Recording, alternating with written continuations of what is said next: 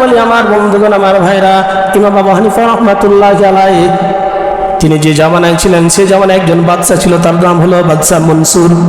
এই বাদশা মনসুর ইমাম আবু হানিফাকে বলল যে, হে আবু হানিফা, তুমি আসো, আমার দেশের আমার রাজ্যে তোমাকে চিফ জাস্টিস বানায় দেব, প্রধান বিচারপতি বানাবো, তোমাকে প্রধান বিচারপতি হতে হবে।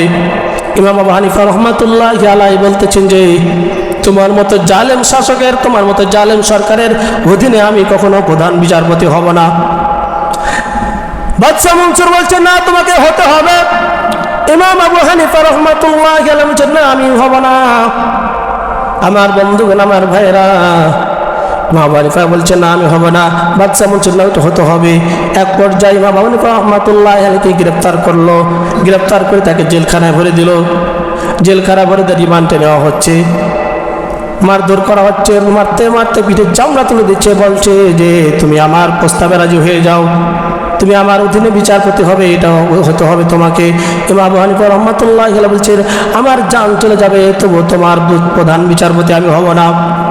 আমার বন্ধুগণ, আমার ভাইয়েরা, এক পর্যায়ে কি করলো, ইমাম আবু হানিফা রাহমাতুল্লাহি আলাইহির একটা বৃদ্ধ মা ছিল। আমার বন্ধুগণ, আমার ভাইয়েরা, বললো যে এমনি হবে না, সোজা আঙ্গুলে ঘি উঠবে না, আঙ্গুলটা বাঁকা করতে হবে। এই জন্য বাদশা মনসুর কি করলো, তার মাকে তুলে নিয়ে আসলো জেলখানার মধ্যে।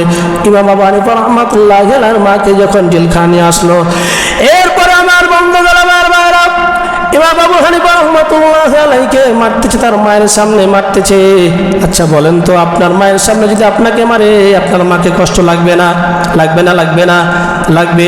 যখন ইমাম আবু হানিফা রাহমাতুল্লাহি আলাইহিকে মারতেছে, তার মা কিন্তু কান্না করতেছে, চোখ দিয়ে পানি বইতেছে, বৃষ্টির মতো পানি বইতেছে। আমার বন্ধুগণ, আমার ভাইয়েরা, ইমাম আবু হানিফা রাহমাতুল্লাহি আলাইহির দিকে তাকাচ্ছে আর তার মা চোখের পানি ছেড়ে দিতেছে। ইমাম আবু হানিফা রাহমাতুল্লাহি আলাইহি বলছেন, মা, তুমি কেন কান্না করতেছো?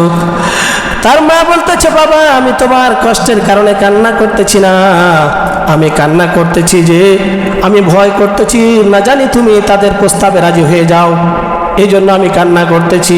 তোমাকে যে নির্যাতন করছে, এই জন্য আমি কান্না করতেছি না, আমি কান্না করতেছি না জানি তুমি মারের কারণে, অত্যাচারের কারণে, জুলুমের কারণে তাদের প্রস্তাবে রাজি হয়ে যাও, এই জন্য আমি কান্না করতেছি। এরকম মা দেখে। আর এখনকার মা হলে, বেটা স্বীকার করলে, বেটা স্বীকার কর তাড়াতাড়ি, জীবন বাঁচা ফরজ, বেটা তাড়াতাড়ি স্বীকার কর।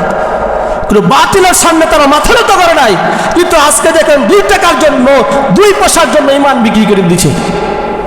আমার বন্ধুগণ, আমার ভাইয়েরা, যখন এই টর্চার করে, আঘাত করে সহ্য হলো না, যখন তাও মানলো না ইমাম আবু হানিফা রাহমাতুল্লাহি আলাইহি, আমার বন্ধুগণ, আমার ভাইয়েরা, ইমাম আবু হানিফা রাহমাতুল্লাহি আলাইহি কি করলো, খাবারের সঙ্গে বিষ মিশিয়ে দিয়ে আমার বন্ধুগণ ইমাম আবু হানিফা রাহমাতুল্লাহি আলাইহিকে ইন্তেকাল মেরে ফেলে দিয়েছিলেন। বিষ মিশিয়ে, খাবারের সঙ্গে বিষ মিশিয়ে মেরে দিয়েছিলেন। এরা ছিলেন ইমাম। সাহাবীদের ঘটনা আরো মারাত্মক। এরা ইমাম ছিলেন, ইমামরা কত কষ্ট করেছেন, কিন্তু আমরা ইসলামের জন্য জানও দিতে পারি না, মালও দিতে পারি না। আমরা এমন কপাল পোড়া মুসলমান, হতভাগা মুসলমান। আমার বন্ধুগণ, আমার ভাইরা, ইমাম আহমদ ইবনে হাম্বল রাহমাতুল্লাহি আলাইহি, তিনি কিতাব পড়াতে না, একটা নেশা ছিল, কিতাব পড়তে ভালোবাসতেন, কিতাব বই পড়তে ভালোবাসতেন। তিনি জায়গায় জায়গায়, এলাকায় এলাকায় যাইতেন আর ঘুরে বেড়াতেন কিতাব নিয়ে মানুষদেরকে হিদায়তের জন্য। হঠাৎ করে এক গ্রামে গেলেন, গ্রামে যাওয়ার পরে রাত্রে লেগে গেল।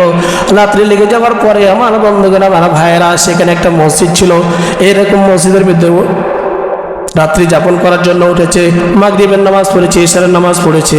ইশারের নামাজ পড়ার পরে মসজিদের এখন যে দারওয়ান আছে, মসজিদে যে খাদেম আছে, বাবাজি, রাত্রিবেলা মসজিদে থাকা যাবে না, বাবাজি, রাত্রিবেলা মসজিদে থাকা যাবে না, আপনি বের হন। বলছে, বাবা, তোমার হাত ধরি, পায়ে ধরি, রাত্রি থাকবো, এশারে নামাজ পড়েছি, ফজর নামাজ পড়বে, এরপরে যাব। এরপরে বলছেন যে না, মসজিদে থাকা যাবে না, মসজিদে আপনি বের হয়ে যান। আমার বন্ধুগণ, আমার ভাইয়েরা, ইমাম আহমদ ইবনে হাম্বল রাহমাতুল্লাহি আলাইহি মসজিদ থেকে বের হয়ে গেলেন। বের হয়ে যাওয়ার পরে বাজারে চলে গেলেন। একটা বাজার আছে, সেখানে বাজারে যাওয়ার পরে দেখলেন যে দোকান সব কিছু বন্ধ হয়ে গেছে। একটা রুটি বিক্রেতা রুটি বিক্রি করতেছে। কি বিক্রেতা? রুটি বিক্রেতা রুটি বিক্রি করতেছে। দেখলেন যে তার চুলা জ্বলতেছে। সেখানে যাওয়ার পরে বলতেছে, ভাই, আমি কি আপনার আগুনটা ব্যবহার করতে পারি? আপনি তো এখানে রুটি করতেছেন। তখন বলছে যে আমার আগুন আবার কীভাবে ব্যবহার করবেন? বলছে আমি এখানে বই নিয়ে বসবো, একটু পড়বো। তো ঠিক আছে, পড়েন, সমস্যা নাই। আমার বন্ধুগণ, আমার ভাইরা, লম্বা ঘটনা। ইমাম আহমদ বিন হাম্বল বই পড়তেছেন, হঠাৎ করে দেখলেন যে ওই যে রুটি বিক্রেতা আটা সানে, তখন বললো আস্তাগফিরুল্লাহ।